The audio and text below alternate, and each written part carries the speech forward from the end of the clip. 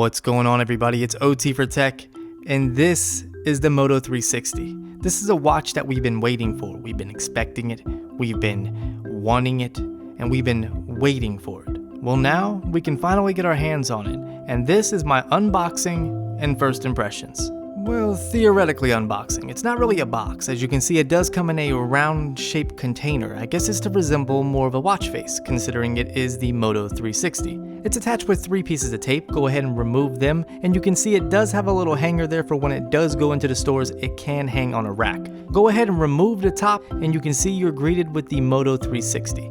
I opted for the gray and silver and black model rather than the black on black because I chose to be a little bit more classier with my selection. However, we will dig deeper into the cosmetics of this watch later on the video. For now, let's see what else comes inside this container. You can see you get a one-piece charger with a wall wart on one end and a micro USB plug on the other, which connects to the wireless charging station we have here. So yes, the 360 does support Qi charging, and you have some basic literature as well. So let's go ahead and bring that Moto 360 back out here and take a closer look at it and look at the cosmetics of this watch. You can see it does come with a insert, so we'll go ahead and remove it, the thing that the Moto 360 is wrapped around, and remove the screen protector off of the front and remove the protector off of the back.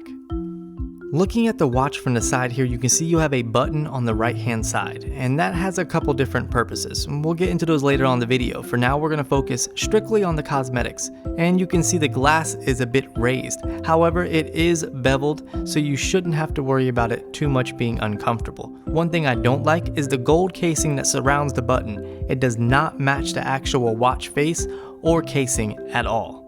I have no idea what the heck Motorola's design team was thinking when they threw that on there. On the left hand side of the watch, you're going to find a microphone. That microphone is used for the Google Now purposes, and I'll show you that as well later on in the video. Now, on the bottom of the watch, you're going to find the heart rate monitor, as well as some black metal casing, and this is also where the wireless charging magic happens. So when you're charging your device, just remember it's coming from the butt end. The band on the watch, the one that I currently have, because they will be releasing a metal version later on this year, this one is made of leather. It feels almost like a suede material. But the thing I really don't like about this watch already, I can just go ahead and tell you, is the fact that the bands are not interchangeable. At least Motorola has not mentioned on how to change them. So I'm guessing that if you wanted a different band, you have to buy a whole new watch. And that pretty much sucks balls. I will cover durability in my full review, so make sure you stay tuned for that. To put the watch on your wrist, there are 2 loops and a buckle. The buckle is similar to a belt buckle, and the loops, one slides and one doesn't, and that can actually be a pain to take the watch off of your wrist because of the tight fit. The buckle itself is made of stainless steel, and the casing of the watch is also made of stainless steel. So I guess Motorola made it a little bit tricky to get the watch off your wrist, because who would want to take it off the wrist? It's just so pretty. Here it is next to my Fossil watch that I wear day in and day out, and this is just to give you a perspective on size.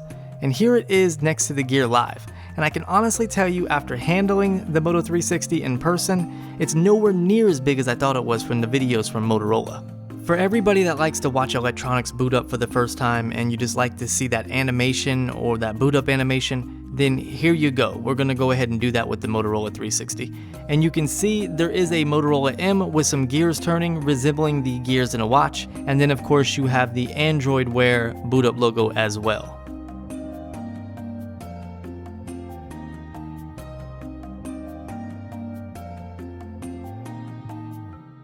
All these animations just lead up to how to set up your device, and I'm going to go ahead and do this off screen. It's nothing too complex. You definitely will be able to figure it out on your own. Just like having Android and Google Now on your phone, there are several things that you can do with Android Wear on the Moto 360, such as setting a calendar event, checking your heart rate, set a timer, start a stopwatch, set an alarm. You can even show the different alarms that you've already set. You have some general settings, and then you can assign a specific app to launch when you ask it to do a specific task, such as showing your heart rate. Going back into the general settings, you can see you have options for adjusting the brightness, your ambient light sensor, airplane mode, power off, restart, reset device, and you can change the watch face. You have several different watch faces to choose from, and I'm sure in the future there will be a lot of third-party apps to offer even more watch faces. But just a little tip or some advice, I personally do not like the white watch faces. They kind of look a bit ugly, especially with the bottom cut off right there. But that bottom is cut off for a reason. There's actually a purpose behind it. They didn't just throw it in there. It actually holds the ambient light sensor, and this is the first smartwatch to feature an ambient light sensor. And I gotta say, it works pretty good. Now, the Google Now part of Android Wear works flawlessly. I've had no problems with it picking up my voice or registering a command.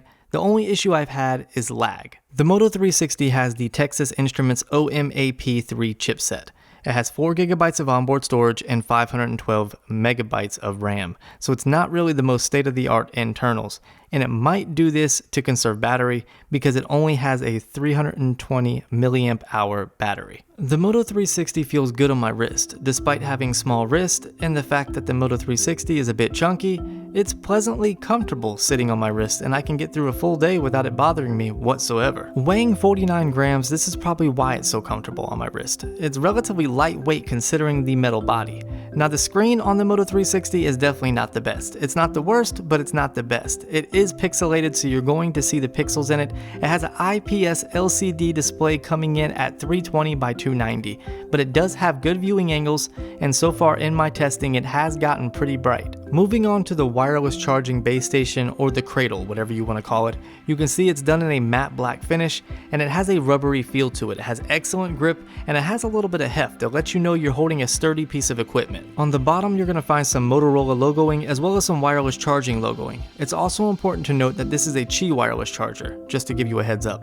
On the back, you're going to find an opening for a micro USB plug. Remember that one piece cable that I showed you in the beginning that had a micro USB plug on one end and the wall adapter on the other?